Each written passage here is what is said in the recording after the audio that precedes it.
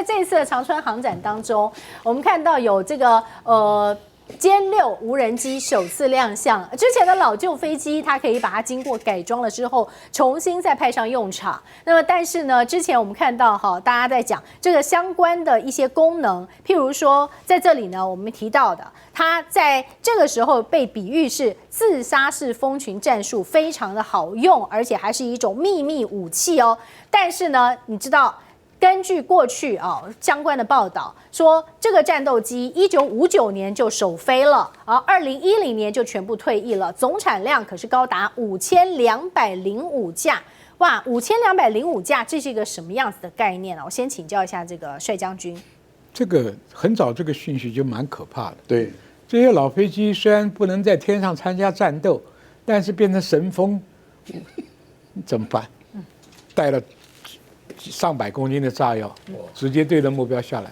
因为现在中国大陆的遥控技术很厉害了，对不对？是。那你这些老飞机通通装上遥控装置，我不在乎有飞行员的损失，我就直接对你的目标做重大的轰击。那两岸的海峡没有多远呢，这种飞机来个几百架、上千架，那比导弹还可怕。导弹要花很多钱呢。这些老飞机维修差不多，加点这个制导的这个装备不贵的，对不对？还不要做新的无人机，这些东西它本身就是个炸弹，带了油啊，再加上驾驶座里面塞满了炸药，是这个炸下来很恐怖哦，不亚于几百公斤的炸药开炸啊。所以这个东西对别的国家可能没什么用处啊，对台湾威胁蛮大的，因为距离近嘛。对。距离近，导航也方便，是飞行也方便嘛。它的速度又不低，它是喷射机啊。是。所以你说我们拿标三去打它，可以啊，标三打得到，贵。但是标三是多少钱？它多少钱？这个性价比完全不一样嘛。它已经几乎不要钱了。它几乎不要钱嘛，它只要维修到发动机能动，这个代价很小就可以了。我们那个爱国者多贵啊，300万台。对。买一发啊，对不对？对，除非我们于将军来指挥，可能可以一发飞弹打他们10架，对不对？所以这个东西啊，我不看对其他国家作战，我只看对台湾的威胁。这个是很务实的一个做法。对，你像中国大陆现在在沿海的机场都在扩建，你知道吗？是啊。扩建是干什么？对，中部。北部的飞机来转场，什么叫转场？从那边飞过来，这边加油挂弹就可以直接攻击了。对，一批一批的上来。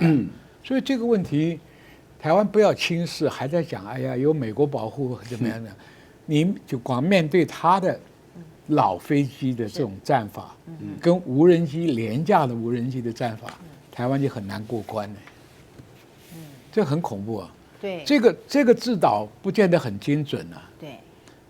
打下来打到谁不知道啊？以前我们讲，哎呀，解放军的很精，打军事基地，现在连老百姓房子都受威胁。是，因为这种飞机能够制导的这个精度绝对比不上飞弹嘛。它就是靠廉价好用，效果大嘛。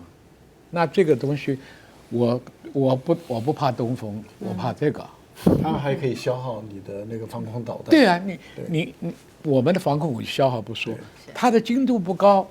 那谁都受威胁啊，对不对？今天老实话，很多人说，哎呀，老共很准啊，打了军事基地到我家没关系，这玩意儿不一定啊。再加上说我们什么防空武器把它打下来，随便落了哪里都是炸。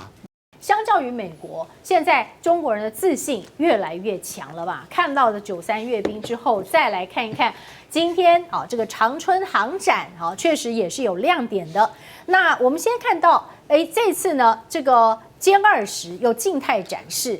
大陆有这个评论员宋中平先生，他提到，相比飞行表演，航展静态展示装备就可以让观众近距离看，让你看个够，甚至打卡拍照，这是难得的一个机会。而此外呢，当然还是有看点的，莫过于这个飞行。那这个飞行表演确实也是相当的精彩。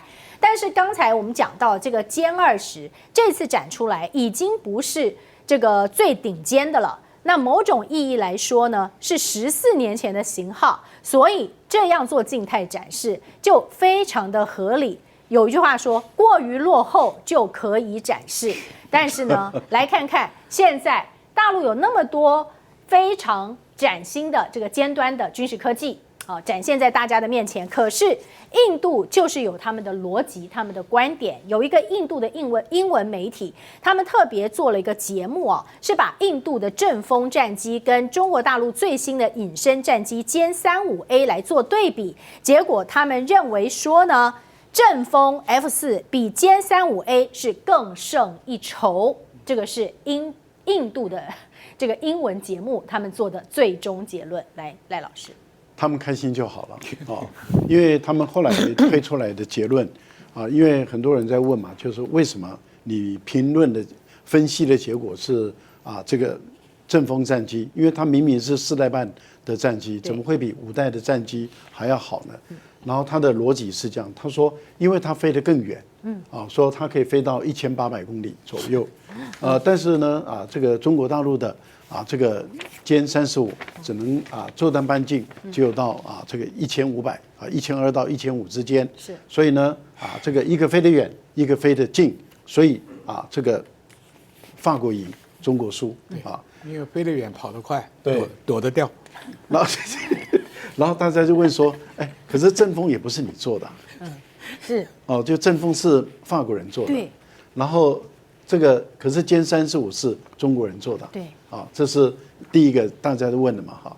第二个就是说，人家在问的第二个问题就是说，阵风战机看不到对方的时候，那这个歼35已经看到阵风了，好，他说那我先看到你看不到，我看得到你，你看不到我，我可以远距离打你，你没办法远距离打我，就是那怎么会你赢我呢？我输你呢？然后他们的逻辑是说，因为你歼35没有实战经验，阵风有实战经验，你们有被击落的经验，所以他们的逻辑就这样。讲完了以后很多人就开始笑了。他说：“对你讲的没有错，歼10C没有实战经验，可是呢，他第一战出战就以5-0打败所有有实战经验的飞机，包括你幻象这个2000被打下来，你阵风有实战的2架被打下来，你苏凯被打下来，米格被打下来，而一个完全没有实战经验的这个歼10C可以打下5架这个有实战经验的这个战机，然后他们就说，实战经验真的有那么重要吗？原来你有实战经验，就代表你准备被打下来。那这个我是觉得印度实在是太可笑了。不过有一件事情呢，也欢迎我们线上的网友们，大家记得把这个时间要记下来因为蔡委员一定明天要跟我们是同步掌握。好，就是在第一场中天的国民党主席大辩论这个下午的2点到5点，第一站4强争锋来这边有1罗志强，2郑丽文，3郝龙斌，4张亚中。请问我们线上的网友，大家看好谁？欢迎你在聊天室里面来留言是1、2、3、4，写姓名告诉我们都可以。但是呢，当然啦，这个今天我们看到，在徐小新陪同之下，罗志强在党中央领表了之后，那么当然也说要号召年轻人。郑丽文完成登记之后喊话，说希望大家在完成登记之后要办干净、公平、公开的选举，没有所谓的内定。那另外一方面，郝龙斌则是在赵少康陪同之下领表，那么并且还包括了徐巧芯、赖士葆、王宏威等多位蓝委陪同登记。那么他澄清，没有不参加辩论，没有反悔，这是联系上的误失，会参加后面的2场。至于张亚洲，他强调，那么今天与我竞选的人是郝龙斌还是赵少康参选党主席的人不敢面对媒体挑战，理由竟然是还没有准备好。来，请教一下蔡委员。因为我是提案人，所以我今天讲话很小心，要维持中立，不要有任何一个话尾巴让人觉得我偏颇哪一个人这样我才能够完成中天交付我的任务。你现在就要 shut up， shut up， 没有错，没有错，尽量维持中立。不过我是觉得这是好事国民党现在是已经飞入寻常百姓家还有这么多人愿意出来扛这个柴油盐米酱醋茶哈。所以我除了尊敬以外，很勇敢，我都给予很高的评价。像我自己就不敢啊，我有资格选啊，可是我就不敢啊，对啊，因为我们家里有3个党主席，不准我选，对不对？哦，是，好，时间有限，来，赖老师，莱尔校长上车了，国民党有文宣的力量，现在你看到他这个越来越有年轻化的宣传风格。所以现在到底是不是真的由年轻人来交棒担纲党主席，这个几率高不高？赖老师，我觉得不能够从年纪来看我们也曾经过世代交替了，江启臣就是世代交替嘛。江启臣有没有领导国民党赢得这个选举呢？朱立伦算老生代还是中生代还是新生代？那所以我觉得能力至上，年龄不重要。是能力至上谁有众望，谁能够领导国民党，赢得明年的选举，赢得2年后的选举，就给谁，不要管他年龄，拜托不要再管年龄。世代交替这句话，在过去用过一次，马英九就是世代交替啊，这第1次啊，江启臣是第2次的世代交替啊，所以不要再讲世代交替了啊。能力至上，谁能领导国民党打胜仗，那个人就是管他几岁。90岁我也支持他。来，我还有机会，还有机会啊！那么现在看到新华社在刚才晚上的8点04分，在微博上面已经发布消息，说习近平与特朗普通话，2个人已经开始通话了。这是在刚才发布的一个最新消息。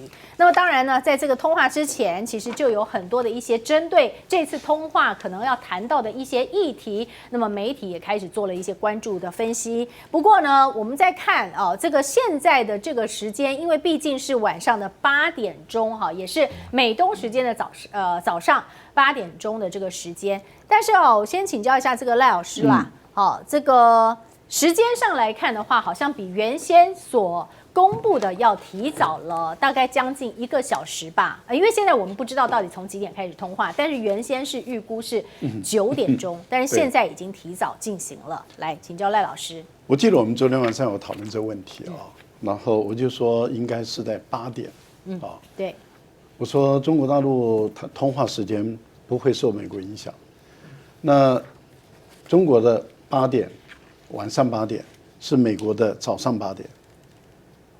就是华盛顿的早上8点，是，所以中国晚上8点是吃完饭、上完步以后，然后可以平心静气，静下来，然后思考，开始精神状态各方面都很好，来跟你谈判。是，那你早上要8点的话，你就一早要起来了。例如说你可能5、6点要起来，可是他昨天还在英国，飞回美国。对，然后你5、6点你要起床，起床以后整理，幕僚都过来了。幕僚到白宫也要一段时间，所以他们要更早起来，然后等到都白宫都做好了，大家好准备开始通话，美国的时间就非常的压缩，是，而且呢，他们的精神状态比较没有那么好，那中国大陆是以逸待劳所以精神状况是非常好的一个情形下，我个人认为，这个很明显的就告诉美国人，就是说，通话的时间不是你来定。那就是第一手，你就可以看到谁比较强势，谁比较弱势。因为当初美国公布的时间就是9点，我们昨天在讨论，我说应该是8点。那我觉得今天果然是8点。我觉得这个就是代表在第一手的谈判中的时候，中国已经占有比较明显的一个强势的一个地位。那我觉得对美国人来说的话，那很明显的，也就是谁比较求谁。双方都不想打了，坦白说都累了。是，但是问题就是谁更累，谁更不想打。看起来是美国更累，美国更不想打了。那如果只是更一点的话，那我就觉得，那这第一手的谈判，我觉得叫举手式啊。我觉得中国这部分的举手式就打得很漂亮。这也难怪外交部在被问到这个问题的时候，因为很多记者都在套外交部的话，就说。哎呀，这个会谈什么啦？听说是晚上9点，中美元首要通话啦，什么什么都在套话。对，大陆外交部就说无可奉告，完全不让你知道，也不跟你说通话或者不通话，也不告诉你说默认就是9点通话，是什么都不理你。那你看结果是8点。那这个8点其实那美国人放出来是9点，那很明显的，那川普在这个部分里面，那就不是他在主导了。我觉得这个是很好的一个消息了。对大陆人来说的话，就觉得哎呦，坦白说，全世界能够跟这个川普叫板，而且能够改变他的，就中国。是的，那这中国人的自信心、自豪感，当然就更强了嘛。对，其实原本没有这个就是说还没有看到这个刚刚这个消息之前呢，其实我们本来这个讨论这个中美的元首通话呢，其实我们今天在第2个小时有比较完整的一个篇幅，但是因为现在已经正在通话了那刚刚其实赖老师特别谈到，就是你美国说要9点，但我大陆要8点，那你还是得要配合我提早1个小时。好，但不管怎么说，其实我们要来探讨一下，就是现在今天在今晚2位元首在讨论这个议题，仍然还是由这个中方来主导吗？现在呢，当然我们还有等待这个更多的消息的同时呢，我先来请教一下蔡委员因为在今天呢，其实我们看到这个大家都知道谈 TikTok 了，我不在这边多做讨论但是呢，其他包括有许多的，包括美中贸易的这个问题，或者是中美要怎么样来较量，其实大家都知道大陆是有筹码的，而尤其呢，我注意到了一件事，就是现在这个大陆外交部对于今天的通话有什么样的期待，仍然不松口，说我没有可以提供的信息。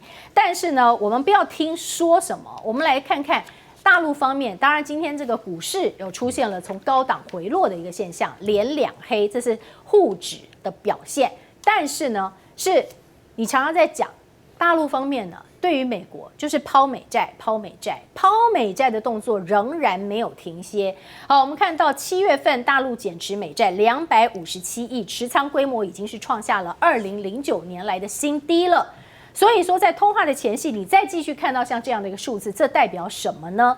那么现在如果照这样来看的话，会不会一直让这个持续延续下去？还是说，现在关系有比较好了？有可能就开始出现一个转折，请教一下蔡委员。这很多东西看起来是相关联，事实上不完全有关联。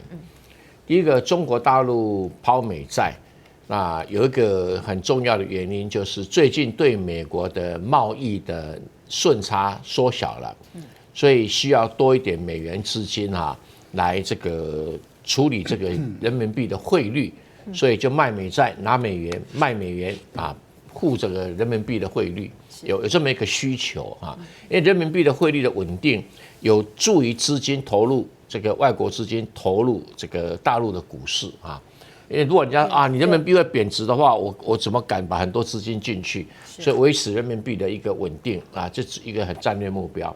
那第二个也的确报那么多美元债券干什么？日本、英国要都丢给日本、英国你拿那么多干嘛？对而且趁现在它降息就好了对现在趁现在降息，债券价格稍微比较涨一点的话，就出脱一点嘛，不需要买那么多嘛两方面在谈的时候，有关于这些经贸的会谈，基本上是美国有求于中国的比较多，中国求于美国的比较少。本来中国是求美国说你卖我辉达晶片，现在根本就不买啦，对不对对，就干脆索性打那个有关，根本就不买那其他人说就像大豆一样大豆是说不买还是不买对，大豆是美国求中国的那本来最早是中国求美国，你卖我晶片，对那稀土是美国求中国的，大豆是美国求中国的那谈就来谈对不对那TikTok 要买也是美国求中国的，为什么？因为没有 TikTok 的川普下一次明年选举共和党会大败对。所有的媒体对他都没什么好话没有好话，那你要靠什么东西来传播你的理念？就是靠这个 TikTok现在连那个以色列总理纳坦雅胡都受不了了，他说骂中国你用社交软体围攻我的确可是那跟中国人无关的，不是中国人做的中国也不会讲那个什么有希伯来文也不会讲那个对，就是很多欧洲的小孩子，很多美国的小孩做了一大堆影片丢到那个 TikTok 上面去骂这个纳坦雅胡所以你要知道 TikTok 的威力有多大，它至少要防范这个 TikTok 还能维持对喜欢川普的风格。平常你讲现在 TikTok 上面喜欢川普的风格，虽然比以前少了，但是还是基本上还在讽刺民主党的比较多啊，哈，所以对他来讲，如果在这个媒体没有了，我明年怎么打选战啊？所以他死要着这个 TikTok， 可是美国国会又皮痒，他说 TikTok 如果没有股权给美国人的话，就要把它禁掉。那中国一定想说禁就禁啊，这有什么了不得的？对，中国有什么损失？张一鸣损失而已啊，中国有什么损失啊？那是海外资产嘛。是啊，但是啊，他就会倒过来求中国。现在这一场基本上是求中国。是，那他想一想，哎，美国想着，那没有什么美国要中国要求美国的啊，有啊。我弄个台湾问题，你就来求我不要乱讲话。那他玩这个游戏嘛？是好，帅将军，我们来看一下路透社有一份最新民调，看看美国人怎么看美国好了。好，现在川普许多的扩权的动作让很多美国人感到不安，然后支持川普打破长期惯例的比例很低，只有29%认为美国是全球最伟大的国家了。想当初，川普第一任同意的比例当时是38%，共和党人同意的比例更是从59%已降为55%，那更不用说民主党人一定比例是更低的。但为什么只有不到30%？这样的比例29%认为美国是全世界最伟大的国家，那其他的71%呢？他们不认同美国了吗？当然，你想想看，光靠宣传是没有用的，老百姓是要眼见事实。第一个，通货膨胀让我生活不好过，这是每个人平均都可以感觉到。是，咖啡变贵了，orange juice变贵了，日常生活用品贵了，这第一个。第二个，虽然美国老百姓反对移民，但是反移民做得这么过火的时候，果园的采果的工人没有了，工厂的工人没有了，那很多都关闭的，那这个有影响。第三个，美国传统上没有用 National Guard 来搞治安的，历史上只有那个小盐城的黑白同校的时候用过一次，那规模很小。是，现在美国各州尤其是什么纽约、芝加哥、加州这些重要地方，到处看到国民兵，美国老百姓并不高兴的。第三个，枪支的泛滥，连你自己最宠幸的那个 Cook 都被打死了，这个东西。白人主义又起来了，白人已经占不到人口绝大多数了，那你对西班牙裔的、对华裔的，你怎么交代？所以美国老百姓也感觉到有问题啊！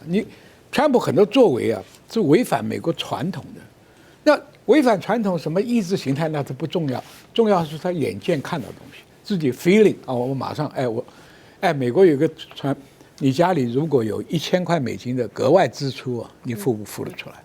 好多人付不出来。后来减400美金呢，在台湾任何一个家庭400美金也不过1万多块钱台币，没有说这个应急的调不到这个头寸吧，对不对？中国人的普遍储蓄的存款大概都可以应付，不要讲就是1000美金也应付得来。是，因为台湾的中产阶级还是比较多，美国可怜的是中产阶级没有了。